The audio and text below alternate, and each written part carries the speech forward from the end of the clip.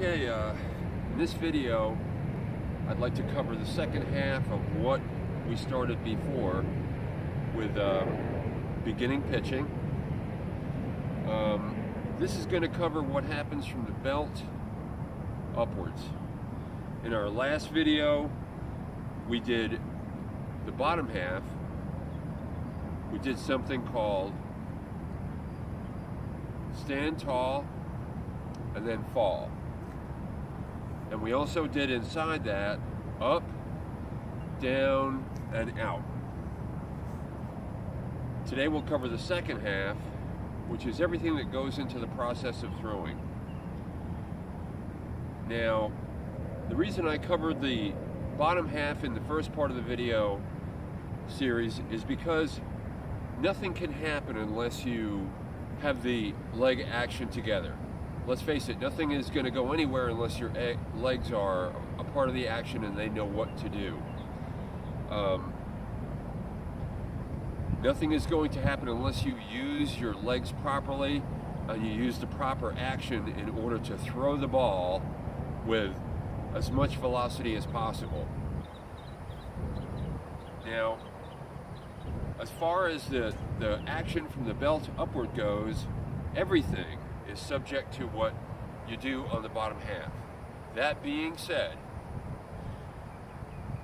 there are various types of pitches that people like to use, and we're going to divide the action up with two separate parts of the upper side action, and this is going to be called the handbrake.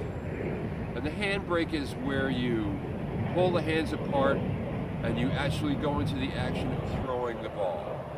Everything that happens before the handbrake is going to be called the preamble. And for different people, the preamble is something, it's something different in every case. Most people have the same preamble. And that preamble is to take a good look at who's standing at the batter's mound, at the plate, and make a decision as to what kind of ball they're going to throw. Some pitchers have the basic idea to just be as efficient as possible. That always works out best. And what that means is you're going to do the first part of this, okay? You're going to step up to the pitcher's mound, foot beside the rubber block or on the rubber block, whatever you may prefer. And then, of course, you're going to balance on this leg, pull this leg back and get ready to do something with it. And for most people, that action is to bring the knee up to here, okay, and then come out and then down and plant the foot. One of the most important things about planting the foot is this cannot be fired until that foot is planted in the ground. Now, one of the best ways to describe this is try to imagine a crane with one wheel off the ground. Of course, that would be crazy. We've all seen YouTube videos where the construction equipment that they put out really wasn't quite set up properly and it fell over. That's one of the reasons why things don't work out well in pitching, because a person is not properly set up to throw the ball. So when this foot comes down and goes out and lands, it is once this foot is in position that the pitcher can make an accurate determination as to where the ball is going to actually go, how the ball is going to fly through the air. Now, when I said that everything is a preamble before the handbrake, everybody has a different idea of what that preamble will be. Now, there's an old-fashioned style of doing things, at least we call it, or consider it an old-fashioned style of doing things. It's called the Bob Feller wind-up. And people wonder why he did it or where it came from, but it's just something that's been around for really over 100 years, and people used to do it, and I haven't seen anybody do it lately. But you take the hands, I'll explain to you what the idea is of it. when you bring the hands down, you pull them back behind the back like this, okay? Now, when you have your hands behind your back, you can exhale about as far as you're gonna exhale, okay? Now, right after that, the hands are gonna come up together and up over the pitcher's head. This is very typical to do this. Roger Clemens did it, a whole bunch of pitchers do it. This allows the rib cage to be opened as far wide as possible, and you can take a deep breath. And that's a good idea for a lot of people. A lot of people will tell you that Nolan Ryan, during his 6th no-hitter, when he was throwing his hardest ball, he would grunt when he would throw the hard ball. And to do that, you need a chest full of air. You need to take a good breath. So the preamble of raising the arms above the head is a good idea if you want to take a deep breath. So that may be where that came from. But few pitchers will do this full action here. Few. Now there is another type of preamble. There'll be no backward motion back here, but they'll pull the hands over the head. Now that's kind of typical stuff, and it seems to be an interesting lead up to the hands coming apart right here.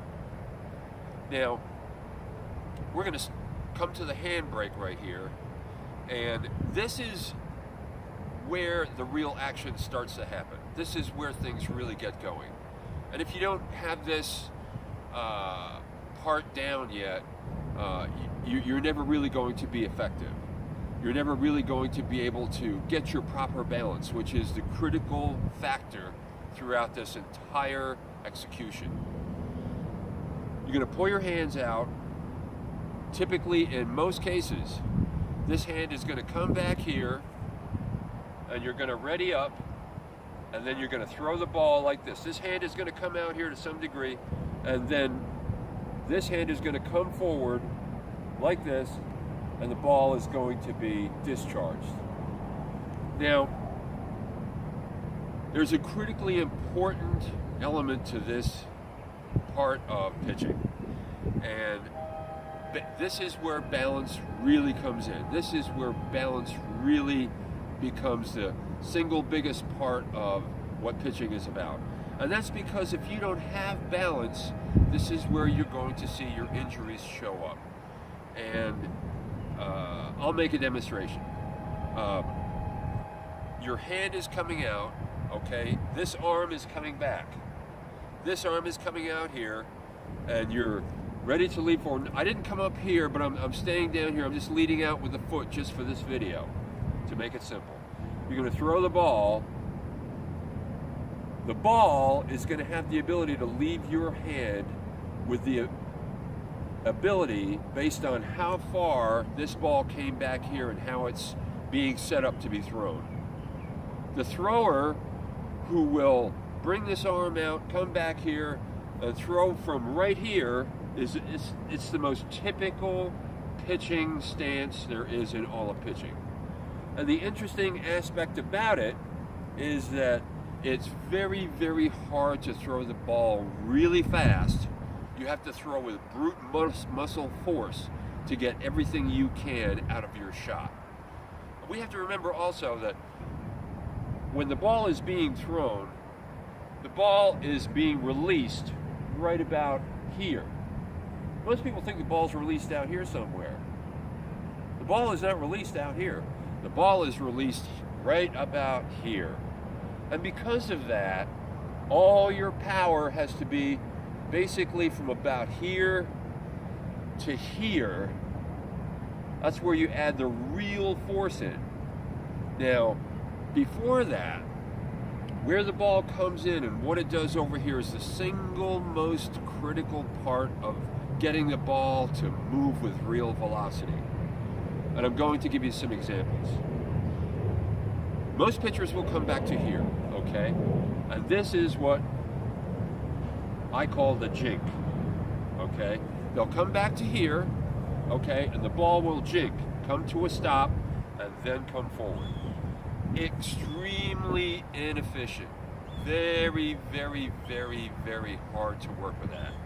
Now, the reason, I mean, you wonder, you say, well, what are you supposed to do? You know, you pull the ball back and you throw it. There is a way that you can deliver the ball, and instead of coming back here to a jink, a stopping point, the ball actually stops before you let it fly. Okay, the question you can ask is there a way that the ball can have any more power by traveling in a different motion? And the answer to that is yes.